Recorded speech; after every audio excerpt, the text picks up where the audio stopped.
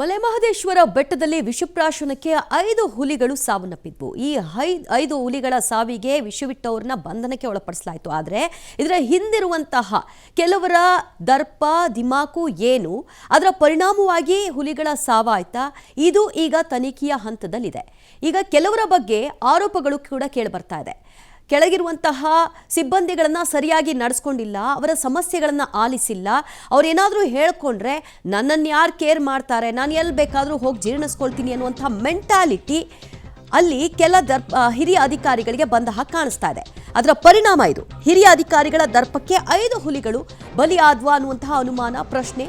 ಅರಣ್ಯ ಸಿಬ್ಬಂದಿ ಜನರ ಕಷ್ಟವನ್ನ ಕೇಳ್ತಾ ಇರಲಿಲ್ಲ, ಡಿಸಿಎಫ್ ಅನ್ನುವಂತಹ ಆರೋಪ. ಹುಲಿಗಳ ಸಾವಿಗೆ ಡಿಸಿಎಫ್ ಚಕ್ರಪಾಣಿ ವರ್ತನೆಯೇ ಕಾರಣನ? ಹಾಗಾದ್ರೆ ವರ್ಗಾವಣೆಗೆ ಬೇಕು ಅಂತಲೇ ಎಸಿಎಫ್ ಮತ್ತು ಆರ್ಎಫ್ಒಗಳು ಪಟ್ಟು ಹಿಡಿದ್ರೂ ಕೂಡ ಬೇಜವಾಬ್ದಾರಿಯನ್ನ ವಹಿಸಿದ್ರ ಅಧಿಕಾರಿಯ ತಲೆದಂಡಕ್ಕೆ ಈಗ ಆಗ್ರಹ ವ್ಯಕ್ತವಾಗ್ತಾ ಇದೆ. ಬಹಳಷ್ಟು ಸಿಬ್ಬಂದಿಗಳು ತಮ್ಮ ಸಮಸ್ಯೆಗಳನ್ನ ಹೇಳ್ಕೊಂಡ್ರು ಕೂಡ ಈ ಡಿಸಿಎಫ್ ಯಾವುದಕ್ಕೂ ಕೂಡ ಡೋಂಟ್ ಕೇರ್ ಮಾಸ್ಟರ್ ಎಂಬ ರೀತಿಯಲ್ಲಿ ವರ್ತಿಸ್ತಾ ಇದ್ರು ಅನ್ನುವಂತಹ ವಿಚಾರ. ಹೀಗಾಗಿ ಅವರ ಮೇಲೆಯೇ ಎಲ್ಲರೂ ಕೂಡ ಬೊಟ್ಟು ಮಾಡ್ತಾ ಇದ್ದಾರೆ. ಅವರ ಬಗ್ಗೆ ಒಂದು ಸೀರಿಯಸ್ ತನಿಖೆ ಆಗಬೇಕು. ಈ ಹಿಂದೆ ಕೂಡ ಬಹಳಷ್ಟು ಪ್ರಕರಣಗಳಲ್ಲಿ ಅವರು ತಾವು ಮಾಡಿದ್ದೇ ಸರಿ ಅನ್ನೋ ರೀತಿಯಲ್ಲಿ ಮುಂದಕ್ಕೆ ಸಾಗಿದ್ರಿಂದ ಈಗಲೂ ಅದೇ ಧಾಷ್ಟ್ಯ ಅವರಲ್ಲಿ ಕಾಣ್ತಿದ್ದ ಹಾಗಿದೆ. ಸಿಬ್ಬಂದಿಗಳು ನಮಗೆ ವೇತನ ಆಗ್ತಾ ಇಲ್ಲ, ನಮಗೆ ಸಾಕಷ್ಟು ಸಮಸ್ಯೆಗಳಾಗ್ತಿದೆ ಅಂತ ಹೇಳ್ಕೊಂಡ್ರೆ ಇವ್ರು ಯಾವುದಕ್ಕೂ ಕೂಡ ಸ್ಪಂದಿಸ್ತಿರ್ಲಿಲ್ವಂತೆ. ಈ ಚಕ್ರಪಾಣಿಯ ಹಿಸ್ಟ್ರಿ ತೆಗೆದುಬಿಟ್ರೆ ಯಾಕೆ ಇನ್ನೂ ಇವ್ರನ್ನ ಕೆಲಸದಲ್ಲಿ ಇಟ್ಕೊಂಡಿದ್ದಾರೆ ಅಂತ ಅನ್ಸುತ್ತೆ. ಆ ಚಕ್ರಪಾಣಿಯ ವರ್ತನೆಗೆ ಬೇಸತ್ತು ಈಗ ವರ್ಗಾವಣೆಯನ್ನು ಕೇಳ್ತಾ ಇದ್ದಾರೆ. ಅವರ ಕೆಳಗಡೆ ಇರತಕ್ಕಂಥ ಸಿಬ್ಬಂದಿ ಸರಿಯಾದ ರೀತಿ ಕರ್ತವ್ಯ ನಿರ್ವಹಿಸೋದಕ್ಕೆ ಅವಕಾಶ ಕೊಡ್ತಿಲ್ಲ. ಅರಣ್ಯ ವೀಕ್ಷಕರಿಗೆ 3 ತಿಂಗಳಿಂದ ವೇತನವೇ ಆಗಿಲ್ಲ. ಅಂದರೆ ವಾಚರ್ಗಳಿಗೆ ಕಾಂಟ್ರಾಕ್ಟ್ ಬೇಸಿಸ್ನಲ್ಲಿ ಕೆಲಸ ಮಾಡ್ತಿದ್ದಾರೆ. ಸಂಬಳ ಆಗಿಲ್ಲ ಅಂತ ಸರಿಯಾಗಿ ಅರಣ್ಯ ವೀಕ್ಷಕರು ಕೆಲಸ ಮಾಡ್ತಿಲ್ಲ. ಅವರು ಪೆಟ್ರೋಲಿಂಗ್ ಮಾಡ್ತಾ ಇಲ್ಲ, ಗಸ್ತು ತಿರುಗ್ತಾ ಇಲ್ಲ. ಎಸಿಎಫ್, ಆರ್ಎಫ್ಒ, ಎಆರ್ಎಫ್ಒಗಳಲ್ಲೂ ಕೂಡ ಇವ್ರ ಬಗ್ಗೆ ಬೇಸರ ಇದೆಯಂತೆ.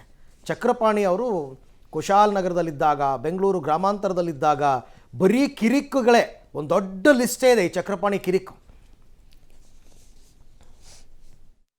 ಮಾಡಿದ್ರು.